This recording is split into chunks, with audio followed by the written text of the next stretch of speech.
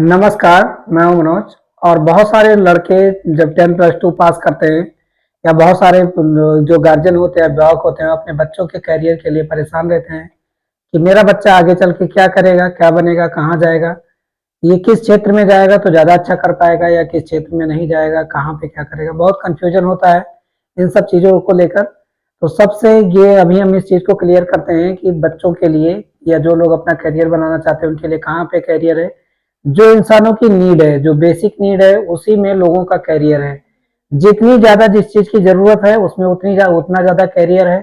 जिस चीज़ की डिमांड सबसे ज़्यादा है, जिस चीज़ की चाह मार्केट में सबसे ज़्यादा है, उस चीज़ में सबसे ज़्यादा करियर है। तो आज हम ये समझते हैं कि इंसानों की नीड क्या-क्या है। सबसे पहली जो नीड होती है इंसानों की, वो हवा होती है, एयर होती है। इसके बिना कोई भी एनिमल जो होता है, जो आदमी इंसान होता है, वो जिंदा नहीं रह सकता। और ये आज के दौर में तब है जबकि हवाएं जो हैं गंदी हो चुकी हैं, सारी हवाएं गंदी हो चुकी हैं, कोई हवा साफ नहीं है। आने वाले दिनों में इसको लोगों को, इंसानों को खरीद के यूज करना पड़ेगा, लेकिन इसके दाम इतने ज्यादा होंगे, इतनी महंगी होंगी ये हवाएं कि लोग खरीद नहीं पाएंगे। और जो अमीर लोग हैं वो अपने घरों में ऑक्सीजन का प्लांट लगा लेंगे, हवा को फिल्टर करने के प्लांट लगा लेंगे, वो ऐसे रूम बना लेंगे जिनमें वो आराम से जिंदा रह सकें, तो उसमें अमीर लोग जिंदा रह पाएंगे।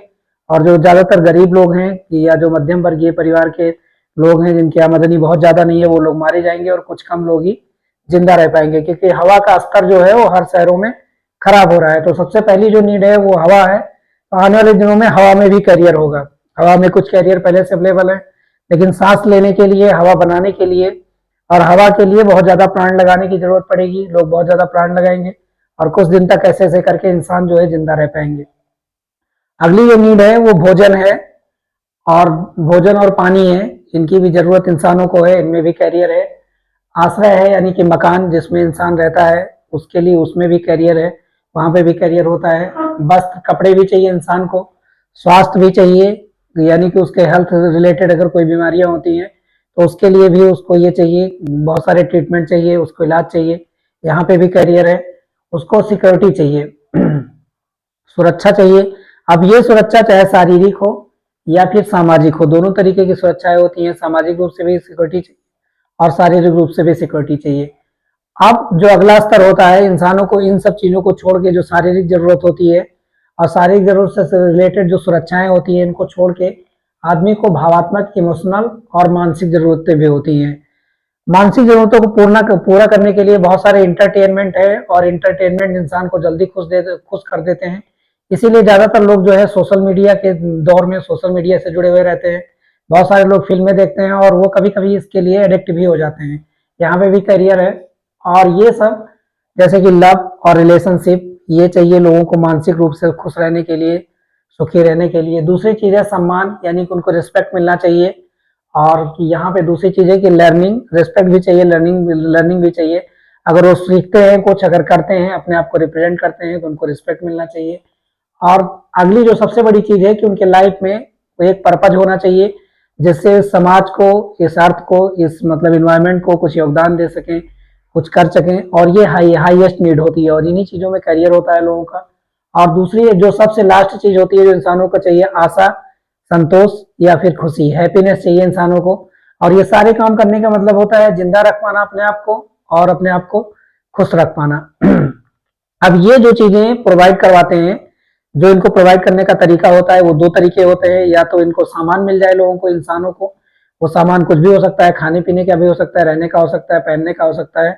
और साथ साथ में उनको बहुत सारी सेवाएं मिल जाए, ये सर्विस और सामान के थ्रू ही मिल पाते हैं। अब कैरियर दो तरीके से है।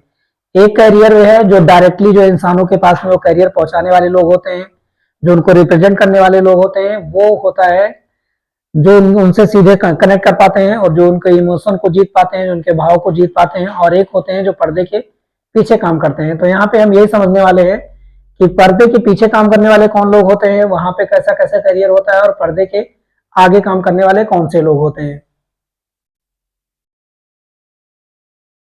इंसानों की जरूरतों को पूरा करने वाले जो लोग होते हैं वो दो तरीके से होते हैं, मैंने जैसा अभी बताया। एक होते हैं जो क्या होते हैं, सामने आके काम करते हैं, पर्दे के आगे काम करते हैं। और एक होते हैं जो पर्दे के पीछे काम करते हैं, यानी कि जो उनको इमोशन को जो जीतते हैं, जो उनकी नीड को पूरा करते हैं, उनको डायरेक्ट फायदा पहुंचाते हैं, उन्हें पता चल पाता है। लेकिन बहुत सारे कैरियर ऐसे होते हैं जो लोग पर्दे के पीछे रहते हैं। कोई भी काम आज के डेट में जो भी परफॉर्म किया जाता है वो एक टीम वर्क होता है, उनमें एक बड़ी टीम का काम करती है। इससे पहले जो मानवों का बिहेवियर था, बहुत सारे लोग ऐसे होते हैं जो अकेले अकेले काम करते हैं, उनके पास में कोई टीम नहीं होती है। लेकिन आज के लगभग जितने सारे काम है वो टीम में होता है, टीम वर्क होता है, उनमें कई सारे लोग शामिल होकर काम करते हैं। जो काम लोग पर्दे के आगे आगे काम करते हैं उसको कहते हैं front stage. Front front stage work होता है, ये वाला कैरियर जो होता है फ्रंट स्टेज होता है। और जो पीछे वाले लोग काम करते हैं वो होता है अपना बिहाइंड द सेंस। इन दोनों में कैरियर होता है। अब जो लोग फ्रंट स्टेज में काम करते हैं उसके लिए मतलब बहुत सारे लोग ये सोचते हैं कि बैक स्टेज वाला काम ज्यादा अच्छा होता है या फिर फ्रंट स्टेज में रहने वाला काम ज्यादा अच्छा होता है। दोनों काम में ज्यादा मेहनत लगती है, ज्यादा परिश्रम लगता है। साथ में ऐसी स्किल होनी चाहिए कि आप फ्रंट स्टेज में आ सकें। अगर कोई सोशल मीडिया पे काम करना चाहता है तो कैमरे के साथ में इको फ्रेंडली उसको होना पड़ेगा। कोई मीडिया में कोई जो है एंकर बनना चाहता है, कोई टीवी पे एंकर बनना चाहता है या फिर कोई फिल्म लाइन में हीरो बनना चाहता है, तो उसके लिए फ्रंट में आने के उसके पास में वैसी कला होनी चाहिए, ऐसी कलाएं उसके अंदर अवेलेबल होनी चाहिए। जो बैक फ्रंट में जो टीम काम करती है वो भी टेक्निकल होती है और काफी मेहनती भी होती है।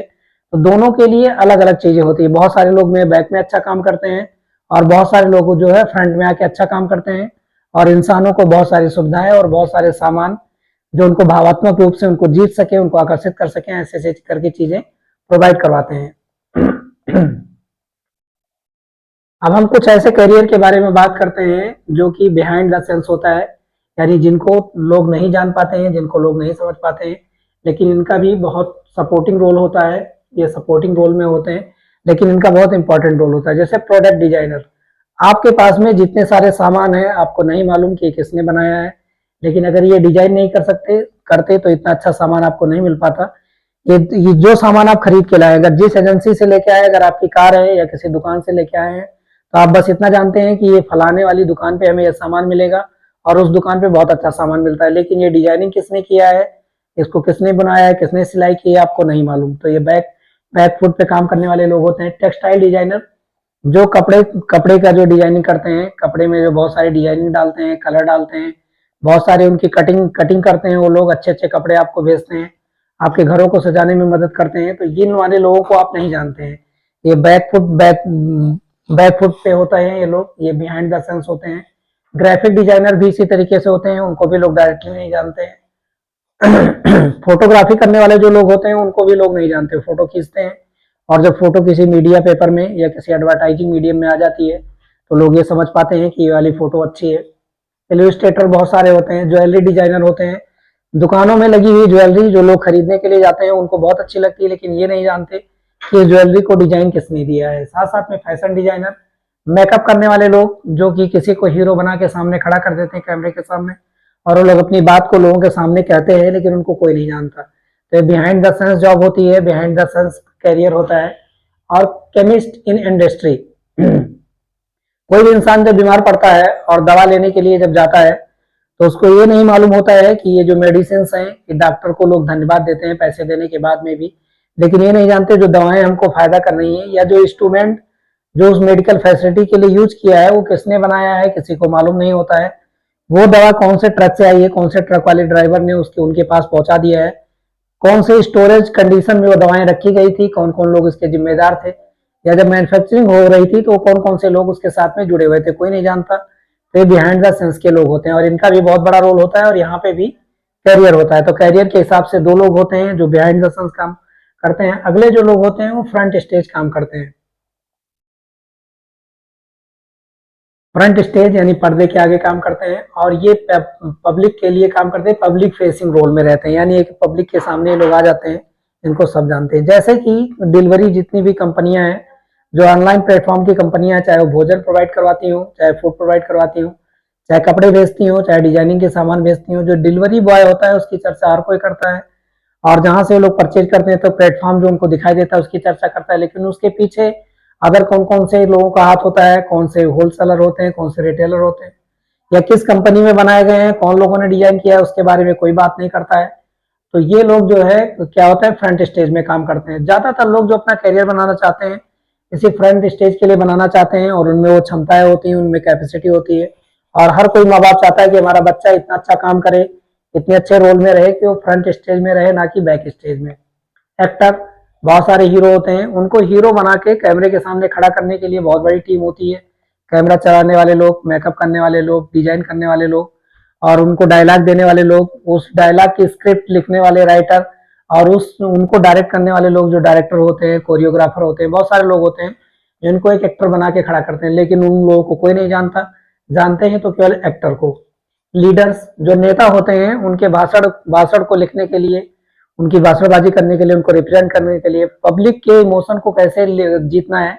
एक अच्छा खासा नाम अभी मार्केट में चल रहा था पीएस का, यानी कि पीके का, यानी प्रशांत किशोर का, जो पहले से क्या करते थे, नेताओं को थीम बनाते थे, उनके लिए गाइड का काम करते थे। लेकिन अभी वो क्या है, वो भी एक लीडर की तरह जो है फ्रंट में उतर चले। टीवी एंकर, इनके पीछे भी एक बड़ी टीम होती है, लेकिन सामने जिनको हम जानते हैं, जो लोग न्यूज को रिप्रेजेंट करते हैं, जो बोलते हैं, मैंने उन्हीं लोगों को जानते हैं। साथ साथ में डॉक्टर को ही ऐसा रोल है। डॉक्टर जिनके थ्रू काम करता है, वो उनके पास में जो जानकारियां होती हैं, बीमारियों के बारे में जो जानकारियां होती है, लेकिन जो ट्रीटमेंट के लिए जो लोग इंस्ट्रूमेंट का इस्तेमाल करते हैं और साथ साथ में जिन दवाओं का इस्तेमाल करते हैं, उनको कोई नहीं जानता, ना कोई उनको धन्यवाद देता है। साथ साथ में डांसर, डांसर भी सामने आके फ्रंट रोल में काम करते हैं, इनको भी लोग जानते हैं। लेकिन इनको डांसर बनाने वाले कौन लोग हैं, इनको रिप्रेजेंट करवाने वाले कौन लोग हैं, इनके कोरियोग्राफर कौन है, इनकी कोरियोग्राफी कैसी होती है, इनका ड्रेस कैसा होता है, जो कि लोगों के लिए काफी अट्रैक्टिव होता है। तो जॉब के हिसाब से भी दो रोल होता है, एक लोग जो फ्रंट में काम करते हैं, एक लोग जो बैक में काम करते हैं।